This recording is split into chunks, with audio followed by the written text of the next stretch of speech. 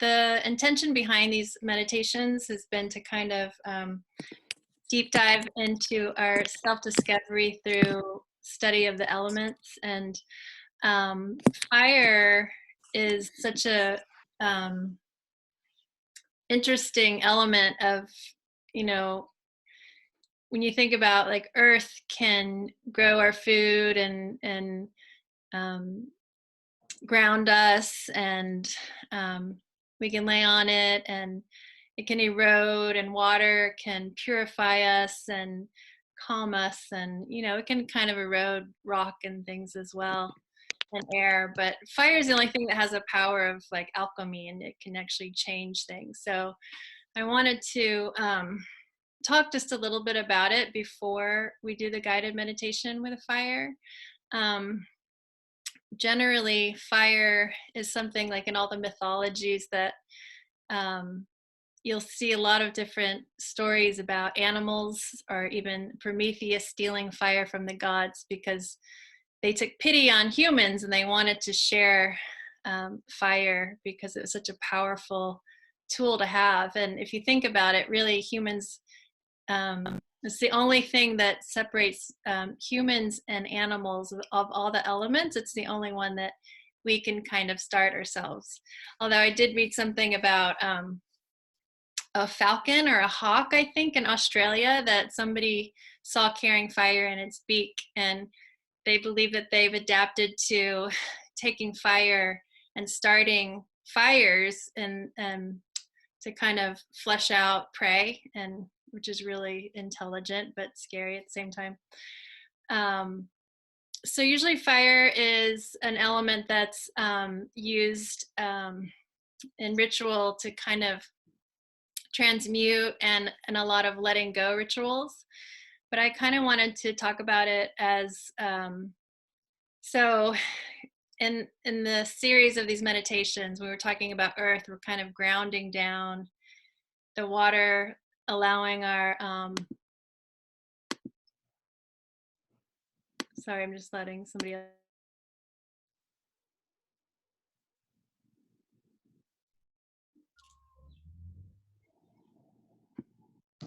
Sorry. Hey, Sherry. Hi, welcome, Kathleen. You here? Hi. Hi. Welcome. So I was just talking about the elements a little bit and how water is really lovely to purify, and I talked a little bit about how it has a really divine intelligence, and it can commune with our internal water and each other. And then fire we usually use to kind of let go. But I wanted to talk about it more as a guide for us right now, because we're sort of stuck in this new paradigm and we don't know how long it's going to last. And so I kind of just sat on the couch and ate the first week, and like then I had all my emotions coming up, and it's kind of feeling like now we might need to sort of get our routines going. And fire is an element to kind of inspire our passion and our energy. So I wanted to go ahead and say a little prayer again. And if anybody, usually open it up. If anybody had somebody that they know that they kind of want to add their name to the altar. Let's see, I see Lorraine has her. Yes. Hi, Lorraine. Hi, Sherry. Yes, I talked to my friend Mary today, Mary Ahern, who lives upstate as well, near Hudson. Yeah. And because, I've been having my daily conversations with my guides and allies, and I was specifically guided to burn some herbal smudge stick that she had made for me. Nice. And I told her so. And she's like, oh, please, will you? And I said, and also maybe come to the meditation if you like. And she's out in the woods right now with one of her sheep who's having a baby and refusing to come to the barn. So she asked if we could please pray for her. Okay. Because it might get cold tonight. Yeah. It's going to get cold. Sweet to hear of life coming in. Did anybody else want to add anything? Jenna? My excuse me, emotional. So my general manager is from Canada. His name is Aaron, and he's been having a lot of heart problems with an AFib type thing, but it requires heart surgery. And he's already had one, and he needs multiple. And he and his wife are ultimately they're Canadian citizens, and she is pregnant. And they're having to move back home because of everything that's happening. Wow. So they're having Wait, to this leave. is the young couple with the adorable daughter that I met? No, they weren't here because they Oh, had to go home during episodes that he's been happening. So you actually missed them. But they came back and they thought they were going to get to do it here. And then everything happened and she became pregnant. So they're having to leave and just go back home now, yeah. try to handle all of What is his name? their last name is Chin. So just the Chins would be perfect. Okay, Covers everybody. thank you. Did anybody else want to add anything to that? Okay, so if you have a candle or a smudge, we can all do that together just to kind of clear the space. If you don't, then I brought Palo Santo this time. It's for all of us. So really, all of these herbs are just for protection, and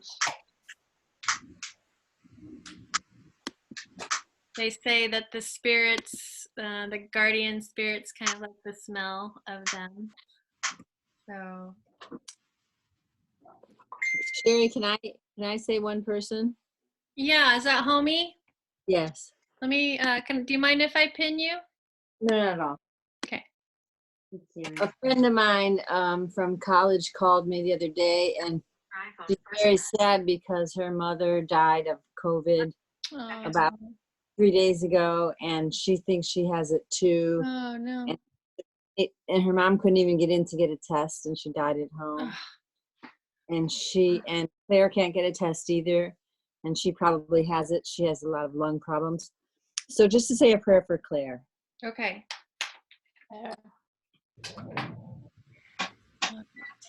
Thanks, guys. Thanks, everybody, for all your patience. So if you have a candle, you don't have to have one, but if you have one, it's kind of the same idea of, holding earth and saying somebody's name, or holding water, holding fire. That not just water has a divine intelligence, but all of the elements do. And so I'm gonna just say a little prayer, I guess, for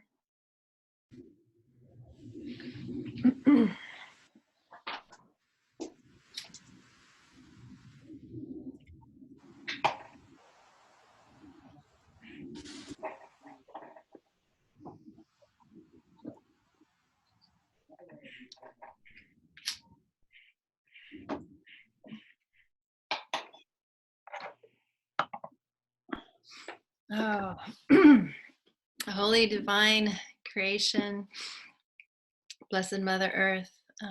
We come before you again, and everybody in this circle is asking that this smoke that's going down through my lungs and out through my mouth reaches your ears.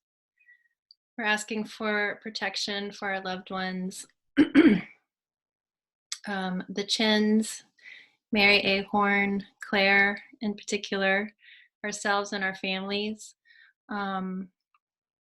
Really asking that you can touch each and every one of our hearts today in this meditation, because we're looking for some help. And, thinking about these fathers that can't be in the delivery rooms watching their babies being born, and these people that are putting their lives on the line to help one another and dying, and people that are already in situations that are maybe they're incarcerated or in bad situations, that the stress and the fear that they are going through, that through our own self-discovery and our own betterment, that somehow we can discover a way to be of service, so that this crisis that we're going through is not in vain, that we can find our own passions and ignite our own joys and happiness and be able to spread that somehow. That this time of spiritual retreat and growing and learning really that we can discover parts of ourselves that we know are there already, and really realize the profoundness of what is happening right now. People are dying, you know. So we want to be able to help. We want to be able to start being of action,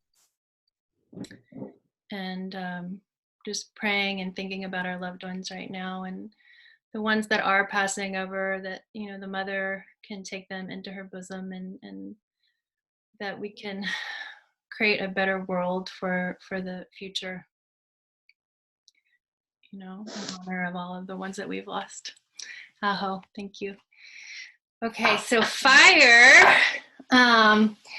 So hopefully I won't just go off and like start talking forever, because I do want to lead you guys in a meditation, but I wanted to talk about fire as an inspirational tool to kind of help us right now. So if you think about fire, I have caught fields on fire on accident, and I've had to learn the hard way to be respectful, really, number one. But fire has also taught me a lot of patience. And if you think about, if you don't have a project, or if you don't have an idea or something in yourself that you're trying to grow right now, you know, you can kind of call that in to your heart, because it will come to you, maybe not in this moment or this evening, but when we put things out there to the universe, they are gonna come to us. So it might just take a little time. So thinking about, if you do have a project or even a relationship that you're working on, you know, it just, you have to collect kindling, and you have to, you know, thinking about the trees and how the sun kind of reaches their highest branches, and then that collects the sunlight, and then that, you know, in the storm, those little pieces of branches fall, and that's what we use to start fire with. They've been sun-kissed, and you can't just start a fire like a big piece of log. You know, it takes time, it takes effort, it takes love. And so, you know, sorry, I just lost my thought. What was I going to say? Yes, so so we're thinking about some, you know, we don't want to stay in the dark. We want to kind of grow these things that are going to evolve our consciousness. So taking time to find the little ideas and the little sparks to get our fires going. And then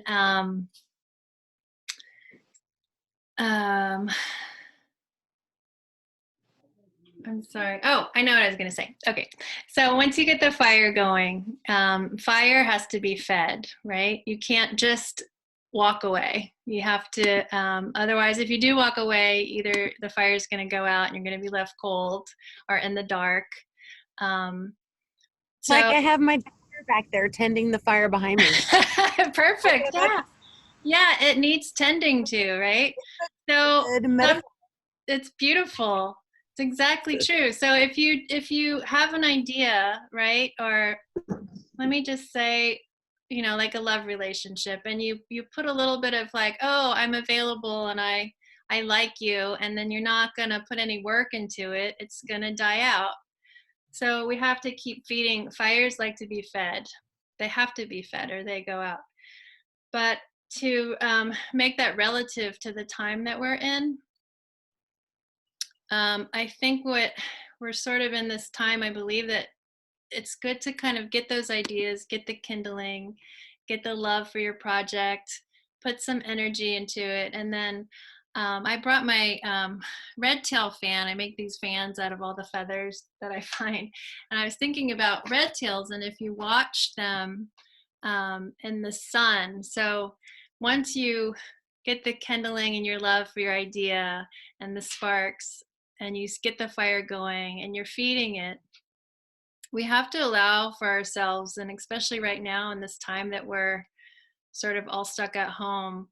So if you've seen a red tail flying, they'll catch this sort of like thermal wind, and they don't flap their wings. They just soar, and they kind of go with the breeze. And so I think we're normally, and I'm in Aries and I have a lot of fire and I'm like super active. I actually have a hard time sitting still. But I think we're in a time where we're having to be at home. And so we're in that soaring stage right now where, we're giving allowance to our ideas and our passions to really intermingle with our higher selves and with, our creator and the medicines that we're calling in. And now is the time that we're kind of just allowing them to float above us and get the fire going into that sweet spot, right? And then once we kind of decide, like, what is my relationship to this element right now? Is it giving me warmth? Is it serving me? Is this relationship serving me? Is my job really serving me right now? This is the time that if it's not, it's okay to walk away. But we have to realize that, we have to ask ourselves first, like, did I give everything that I could to this fire, that, and my gratitude to it, and, take responsibility as well for creating such a, whatever your idea or your thing is, like, take the responsibility to at least try to see it through. Because if any of you have had the opportunity to start a fire and then be with it throughout the night, the most beautiful part, or even in your wood stove, is when you can see the embers and the embers are glowing. And that takes time and it takes patience. And when we let that go, and I guess the other shadow side of, like, overdoing the fire, and I just really want this to happen, which is, this is my growth here, is like feeding the fire.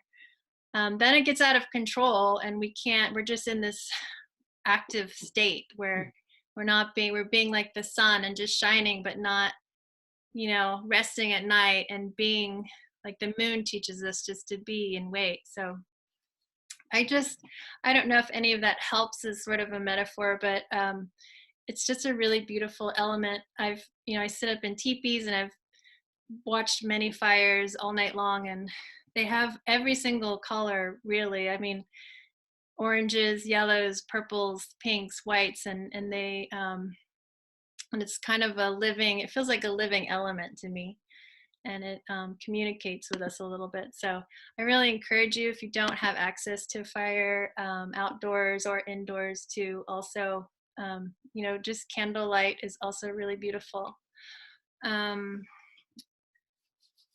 Before I also wanted to talk about like the different goddesses around fire, because I mentioned last time that we can also look to different archetypes in this time to kind of help inspire us.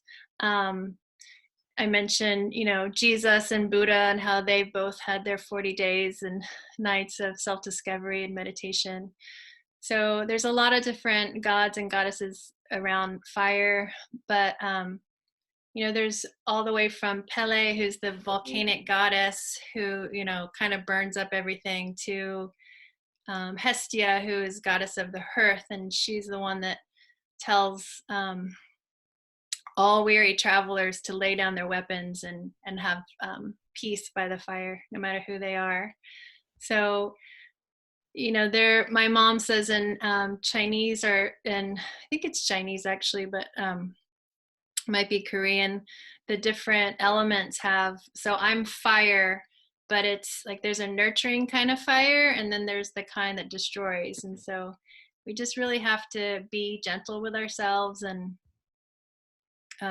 remember to kind of keep kindling the passions, the things that make us happy right now, because we have all this opportunity. So that's the other thing. Woodpecker, I had woodpecker feathers on my altar, and woodpecker is believed, the medicine of woodpecker is believed to be an opportunist, because woodpeckers, you know, they like the trees and take advantage of all the trees in our yards. And it's like opportunity comes a knocking. So this is really an opportunistic time. I know it's scary because we don't know what's happening financially. We don't know what's happening politically. We don't know, like, with our healthcare, all of these things, but it's also an opportunity to create something new and something better. So I put a little woodpecker on there. So I kind of had all these things to say, but then I kind of just like to go off the cuff a little bit too. So I guess I'm going to go ahead and just do the meditation. There was all kinds of things I wanted to say about fire, but so before we meditate, and I've mentioned this to the people on these meditations before, but please just be open and don't judge, don't allow the self-judgment or anything to come in. You know, we're just gonna, information comes into each and every one of us in a different way. So some of us might feel things, some of us might see things with our eyes closed, some of us might hear things. So there's really no right or wrong. So you can hide your face, or if you want, you don't have to. You can get comfortable. You can sit down and have your feet both grounded on the floor, so that earth energy is allowed to kind of come up through the soles of the feet, or you can lay down and get totally comfortable. Whatever is your preference for meditation. I'll give you just a second.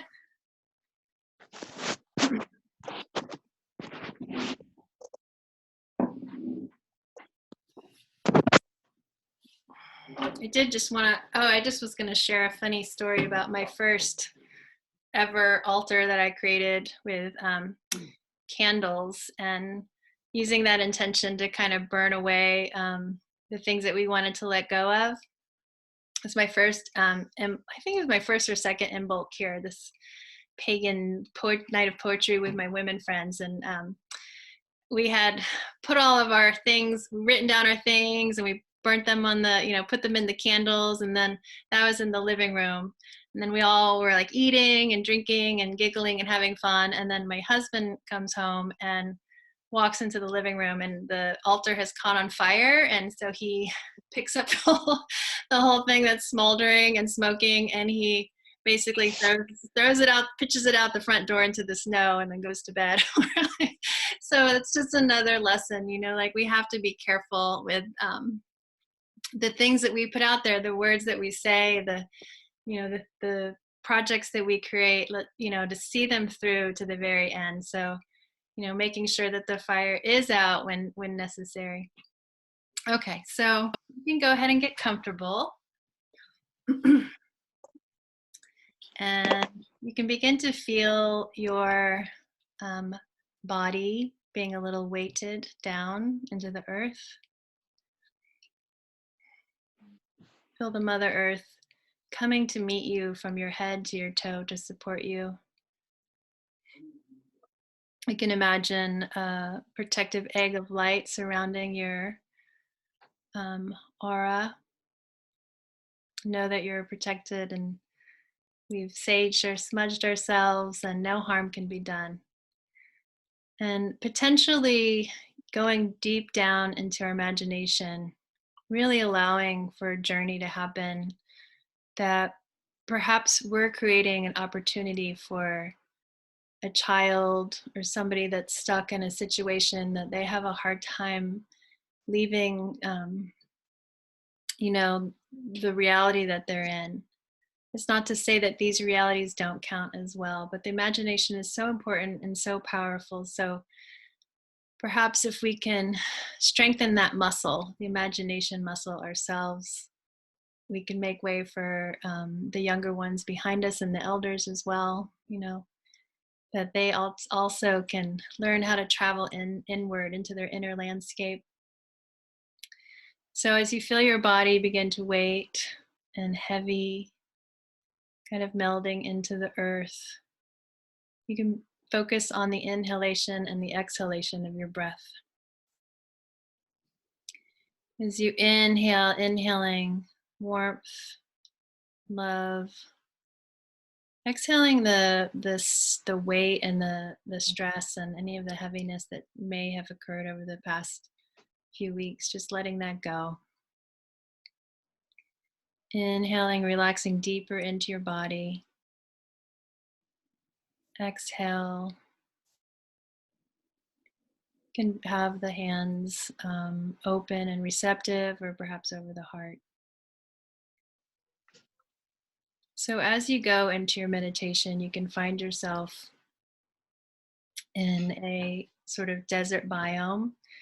Take a moment in your imagination to kind of look around and call in your senses, and perhaps you see cactus, or hear the wind, kind of feel the air, the dryness of the desert air. And then as you're looking around, you feel that you're not alone, but that you're still safe. Looking around, you see in the distance just a bit the solar queen, mountain lion. She's just sitting there resting and observing you. So you ask her if it's okay if you can come a little bit closer. And she doesn't even have to move. You just can communicate in her knowing and your knowing that you're allies and that you're friends. And so you are admitted to walk closer and closer towards her. And as we observe the fire, we also can observe the mountain lion and admire her strength, her muscles, and her ability to just be in a relaxed state of being, but ready to pounce at any moment that she needs to. So you can ask the mountain lion if she has any gifts for you, maybe sharing some of her medicine mountain she came down from. And then as you depart, maybe she has a gift, maybe she doesn't, maybe you're just there to observe her. You keep on walking, and then on your journey, the desert becomes more of a fertile farmland. And in that farmland, you can see a field of golden corn growing. So again, you want to hesitate and wait and observe and look and ask, is it okay for me to enter? And as you're watching the corn invites you closer and closer. So as you're standing there, walking closer to the corn, admiring the many colors within it, the many yellows, the many oranges, you can see the silk, the corn silk on the top, this perfectly harvestable corn. And you realize why that corn pollen has been so sacred to the native people, because it carries life. It takes the sunshine, and on the little corn silks, it carries that little precious bit of life there. So again, you take a piece of corn and you ingest it in the way that you are comfortable, eating a little kernel maybe, or eating a whole ear. And you realize that you're reminded that food is medicine. Food is an important medicine right now. So after you've eaten your corn and ingested that medicine into your body, looking around a little bit further, you see a red fox kind of darting through the field. You follow the fox, and again, you wait and you watch. And the fox keeps looking back at you, inviting you to follow it. So you do. the fox hesitates for just a moment at the opening of its den. And you realize that you, in your imagination and your power, you're able to kind of shrink down and follow the fox into its den. And it keeps taking you down further and further into the ground, into the mother. And you just follow it. You watch the fox shows you its family, shows you where it lives, shows you the comfort of its den, encourages you to also create a comfort zone for yourself in your own home, your own sacred space that you can return to and meditate in. So the fox is, after it's shown you its den, it encourages you to keep walking. So you walk further and further underground, and you start to hear a distant drum beat.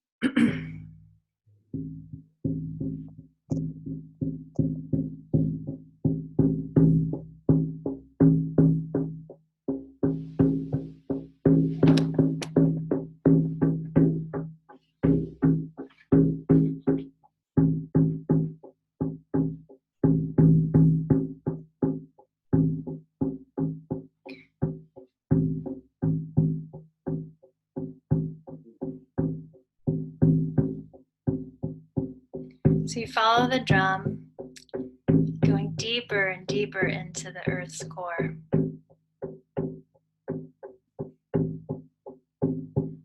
Before you know it, you realize that the mountain lion, the corn, the fox have all given you protection from fire.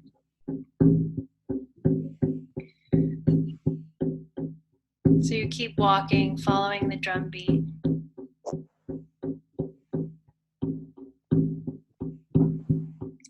You realize that all of a sudden you're at the Earth's core, the very center of Mother Earth's heart. And there is an amazing, most beautiful fire that you've ever seen.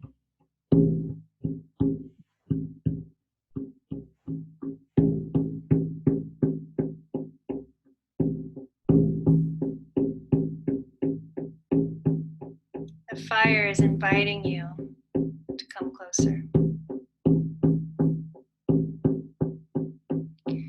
As you stand there, realize that you can let go of any single thing, any thought process, any bit of fear that does not serve you right now. Old paradigms, the whole patriarchal structure that we've been raised in, it's okay to let that go, to give it to the fire. Because the fire has a power that no other element has, which is to transmute things into love. And so that's our offering to the fire. And then our gratitude as well to the fire.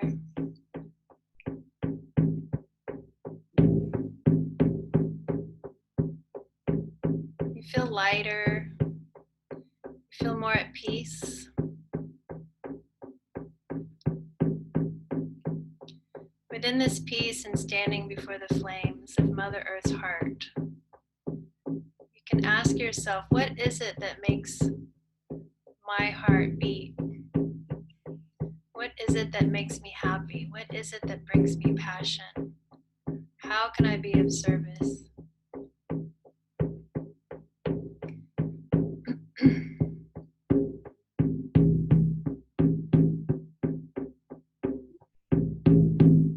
And then the fire invites you to take a little bit of its flame, just like that falcon takes a little flame in its beak. You realize that you can take the fire, hold it in your hand, and place it in your heart. Place it in your belly button, which is where your fire lives.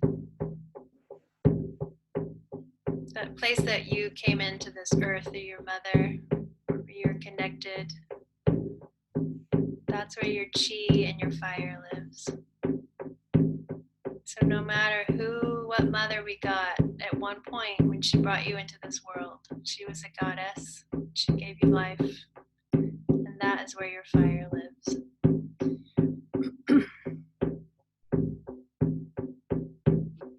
And if there's any emotions around that, you can also let those go into the fire.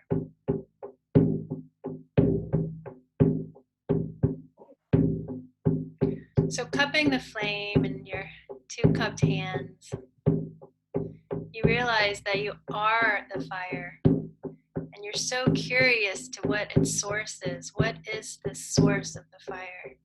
And so you have a decision now, taking the medicine from the mountain lion and the corn and the fox, from your own heartbeat, whether you want to just stand there and watch and be an observer.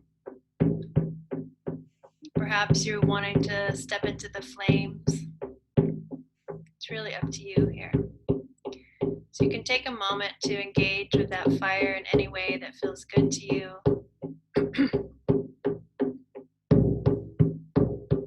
Letting it wash over you,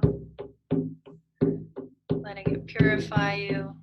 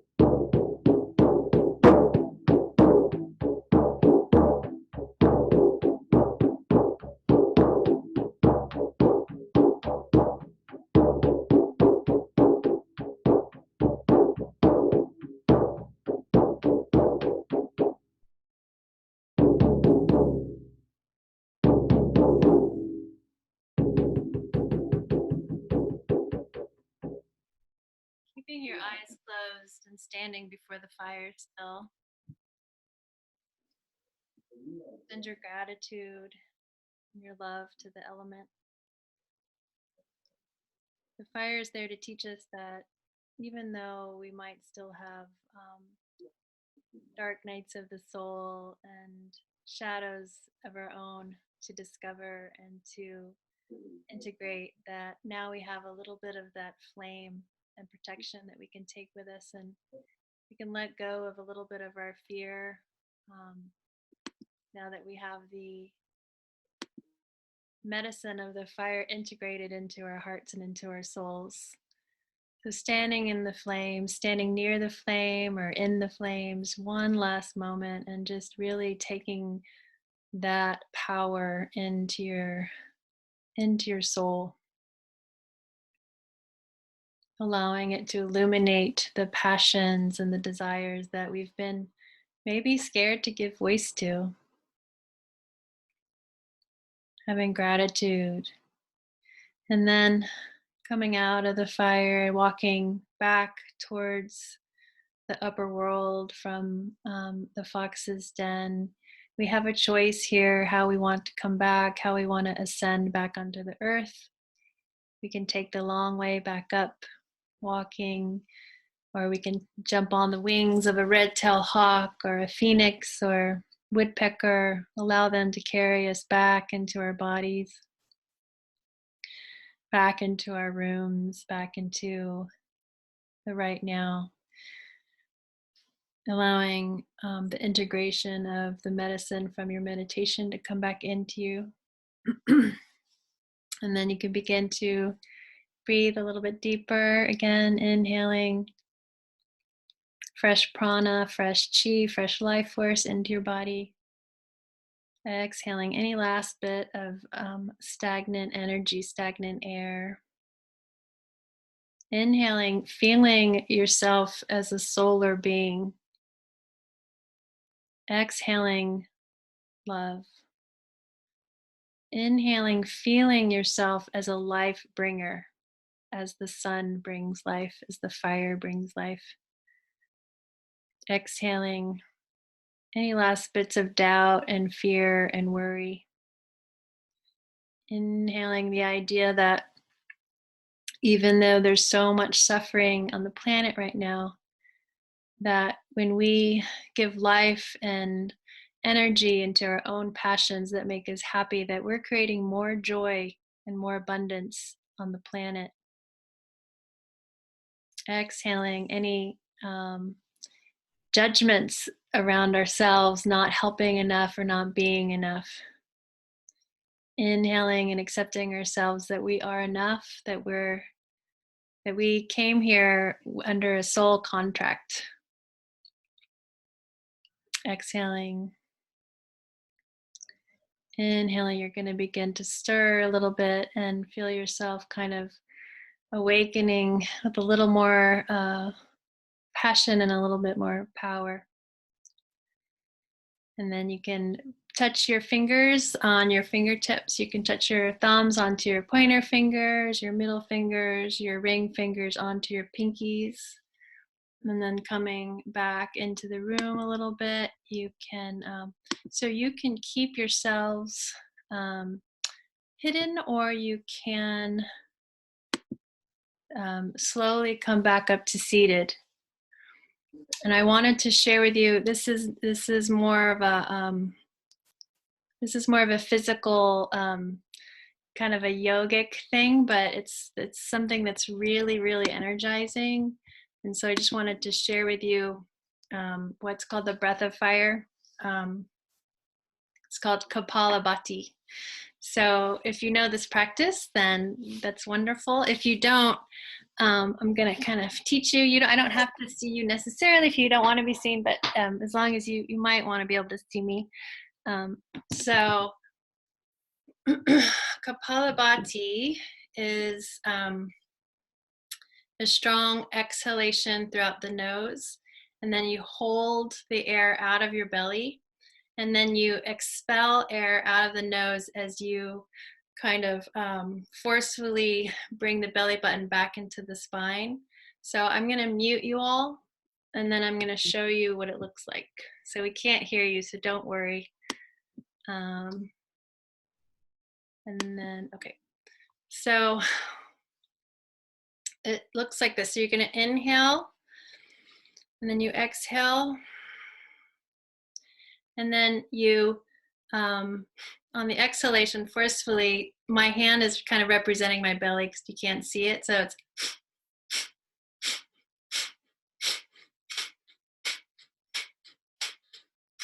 and you expel all the air out of your nose. You inhale, and then you exhale, and then you go again. So exhaling, and then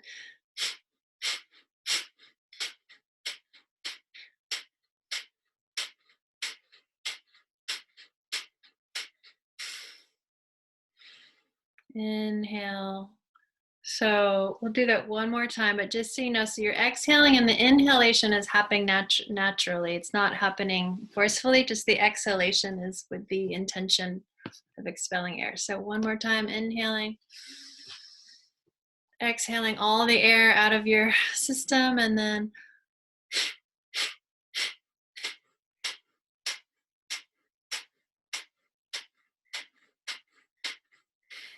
exhale all the air out. And then there's one more. So you might feel that already. That's just, I mean, that was like a minute and a half. But Kapalabhati is meant to energize your fire in your system. So the other one is, it's a Tai Chi move. And I went to this sort of meditative Tai Chi class once and learned something really cool, that when you put your awareness onto your kind of where, if I were Jewish and I had a yarmulke, the kind of not the center, but just a little bit further back at the crown of my head. So the Tai Chi instructor demonstrated that if you just walk up to somebody and try to knock them over, that you can usually knock somebody over, because we're just not in our awareness, we're not in our bodies. But he had people, all they did, the only difference was that they put the awareness, they just thought about that space in their, on the top of their head. And then when he would try to knock people over, he couldn't. There's something really grounding. And so putting your awareness back there on that yarmulke, that invisible connection to the divine right there, that pulls you up, pulls your spine up. You can, so you're just gonna inhale and then exhale. And then after you exhale all the air out of your body, you're just gonna twist to one side or the other. All the air is still out on the exhalation. And then when you're ready to inhale, you just snap back to center. So you inhale, you exhale all the air out of your body. Once you've done that, you twist to the opposite side. And then you snap back on the inhalation. So just doing that a few on each side.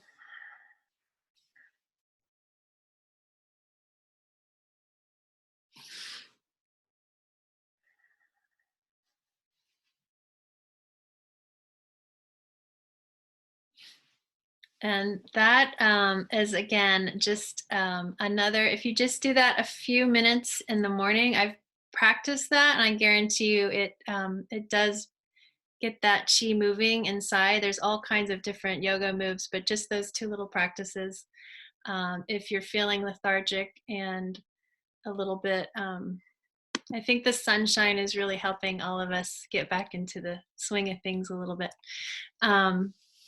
So I did just want to also say, and I've said this before, but I, just starting doing these meditations has been really great for me. And I'm getting a lot of pleasure just having a space to connect to people, even if it's just one person or two people. It's really nice to, I don't know. I was really skeptical about Zooming and doing Zooming meditations, but I don't know. I feel something. I feel something for each and every one of you. I really like talking about that fire. Like I feel responsible. I want to be responsible for that fire and be here and offer my friendship to each and every one of you for if anything is moving through and you want just like a person to talk to on the phone or text or anything like that. I did kind of start these to help the helpers, and I was able to give a nice substantial donation to Amy Miller and Dana, what they're doing over there at the Callicoon Pantry and cooking for the health care workers, and which felt great. But what I'm realizing, it's not really about money, and it's great to help other people, but I also just want to be of service and be able to create some sacred space with friends. So thank you for coming, and please don't worry about donations, but also I mentioned this last time, like invite a friend if you want, just because I think that this coronavirus, there's something, I'm just have it in my head that when we reach out, and it doesn't even have to be to these meditations, but we can call people that we care about on the phone and just talk to them first of all, or maybe, invite them to Skype with you, or, it doesn't have to be this, but just to reach out in a positive way to your community or to your loved ones, your families, and the people that you haven't been in touch with. It's kind of, in my mind, a way of combating the virus that's sort of so contagious, that we can spread love instead as well. So I think I think that's everything I wanted to say. I kind of had this whole thing and then just went off the cuff. Does anybody have anything that they want to say before we go? I'm gonna do who? Me, homie, I'm Oh. grateful for you doing this. Oh, good, great. I'm glad. Thanks for saying that. So I wanted to do. So I reached out to some high school friends. People have been doing these posts about senior pictures. I posted my senior picture. It's so funny. So cute. But Jenna, Catherine Battle, who was a cheerleader, who I used to be so mean to, which is because we were both boarders together in boarding school. She actually emailed me back, and she was like, I would actually love to come, and I'm going through divorce. And I just said, I'm just reaching out in sisterhood to anybody that here's the space. So sweet. It really moved me. So she's going to try to come on Sunday. Sunday's meditation is going to be kind of involving air, the element air, and that's connected to our heart. So we'll do probably just a couple more breath exercises and probably meditate actually going in towards the heart. And I don't know if I did that one backwards. We'll talk about that later on the phone. Yeah. But anyway, so you might see one of my old high school nemesis. So, it's just glad something good can happen. But thank you guys again. And I love you all. Everybody.